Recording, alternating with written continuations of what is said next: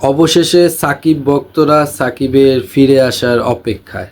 আসসালামু আলাইকুম প্রিয় দর্শক, গতকালকে সাকিব আল হাসান তার ফেসবুক ভেরিফাইড পেজে বিবৃতি দিয়েছেন বাংলাদেশের সকল মানুষের কাছে দোয়া চেয়ে। তিনি লিখেছেন তার একটি বক্তব্য খুবই আলোচনা সৃষ্টি করে।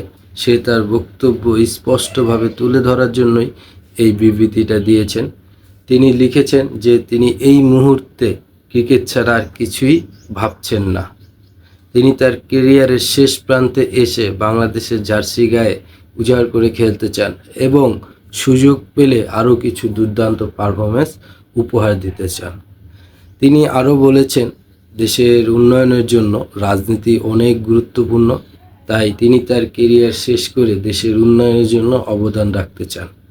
তিনি এও বলেছেন শুধু রাজনীতি করেই যে এটা সম্ভব তা নয়, রাজনীতির বাইরে থেকেও এটা করা সম্ভব। তবে রাজনীতির মাধ্যমে এই কাজটা খুব সহজ হয়ে যায়। তাই তিনি তার ক্যারিয়ারের শেষ প্রান্তে এসে বাংলাদেশের জার্সি গায়ে তিনি তার শেষটা ভালোভাবে করতে চান, ভালোভাবে একটা বিদায় নিতে চান। তিনি এই জন্য খুবই আশাবাদী, এই জন্য বাংলাদেশের সকল মানুষের কাছে তিনি দোয়া চেয়েছেন। দোয়া রইল সাকিব ভাই, আপনি ফিরে আসেন।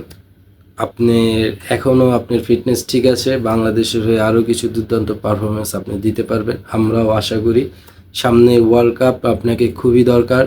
বাংলাদেশ বোর্ড একটা খুব ভালো একটা ডিসিশন নেবে আপনার হয়ে।